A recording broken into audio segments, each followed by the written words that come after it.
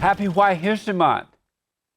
I guess every month is White History Month to a degree, right? No, July is White History Month. Is it actually? I We've didn't been know that. celebrating White History Month for 7 years now. I have to admit, I didn't know that. Really? Yeah, Well, happy White History Month. I appreciate it. Thank you. And so when you say every month, because I hear that a lot, people say, well, every month is White History Month. What do they mean by that?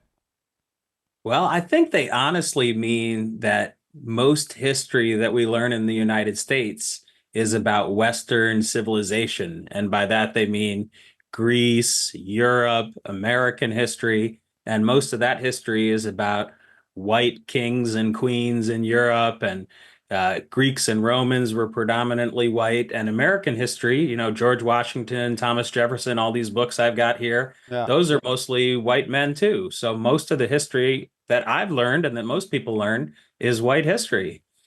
And with the help of God that created the greatest country on this side of heaven. And so, but that is American history. And the reason that I started white history, because they're trying to wipe out white history and replace it with all fake, false, made up stuff, history. And it's not good for the generations to come to not understand real history of America. Do you agree? I think that what's trying to happen, and maybe you're referring to the 1619 project or other efforts to make sure women are included in history or Black history is included in American history, or, Mexican American history is included in American history, to try to make it kind of more well-rounded. Native American history, too, I should add. There have been very key people in our history. I'm in Baltimore right now. Frederick Douglass played a major role leading up to the Civil War in abolition movements. Abraham Lincoln also obviously a huge role when he was president. But I think students should learn about both Abraham Lincoln and Frederick Douglass. And if you just learned about one or the other, then you're not getting the whole story. In fact, you're still not getting the whole story if you just learn about the two of them. There were millions of people involved in the Civil War, as an example. But those Frederick Douglass and people like that, they would just happen to be here because the white man fought the country. So they were here and then they participated in American history. They were not the founder of American history. And then the black history, Mexican history, Asian history, all those other folk history, they need to take that back to their country. That's not a part of our country. They I had would nothing to disagree do with with that. building our country. I would disagree with that, mostly because America has become is America's more about the ideals than it is about the people who were here at the very beginning. Although, of course, the founding fathers did a great job with the Declaration of Independence, with the Constitution. But if you ever go, and maybe you have gone to a naturalization ceremony where new immigrants get to become American citizens for the first time, those people are crying. They're so proud to be Americans. Immigrants are some of the most American people that I know. And it's because they believe in our ideals and they want to be part of America.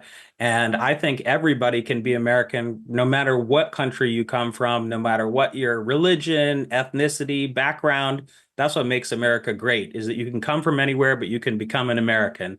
In fact, that's what Ronald Reagan said in his closing speech when he left the presidency is he said, this is the only country on the earth where you can come here. You could live in Japan for 20 years, but you'll never become Japanese. You could live in Germany your whole life, but you'll never become a German. But you come here, you adopt our ideals, you become one of us.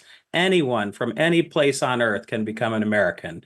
And I'm very proud of that part of our country. And Ronald Reagan said it best, honestly. But still, that wouldn't make them the founder of the country. Just because you let someone come and live at your That's home, true. It wouldn't make them the founders. The they founders don't would they still don't own be, they don't yeah. own the home, right? So it would still be white history. Are you Well, white? I mean, not to, I might be a little controversial, but I know you actually like a little controversy. No, I don't. You don't think so? No. Well, I want to tell you something that I learned recently when I was out in Colorado. I saw a professor speaking about how what it means to be white keeps changing. Like at the beginning, being white was you were just an English person who had come to America, you owned land, like you were saying. Those are the only people that could vote in the beginning. Then they extended a little bit. Maybe the Irish got the right to vote, but were Italians really white? And it took a while for Italians and Germans and other ethnicities to be able to claim their whiteness. And now we've got to the point where 90% of Hispanics believe they're white, Yeah, I hear and about that. 70% of Asians believe they're white too. So in America, there is something where everybody wants to become white. And that is, I don't know if it's a good thing or not. It's just a reality about how our country works. Well, there are some black people who think they're white too, so everybody want to be white. That's true. That's true. I think they're all just Americans and they're confusing whether it's being an American or Yeah. being white. So are you But white? I would consider myself white. In fact, I was just talking on the phone with someone who wanted to take my demographic information, and I always do say white because I'm 75% English, 25% Irish. Oh, okay.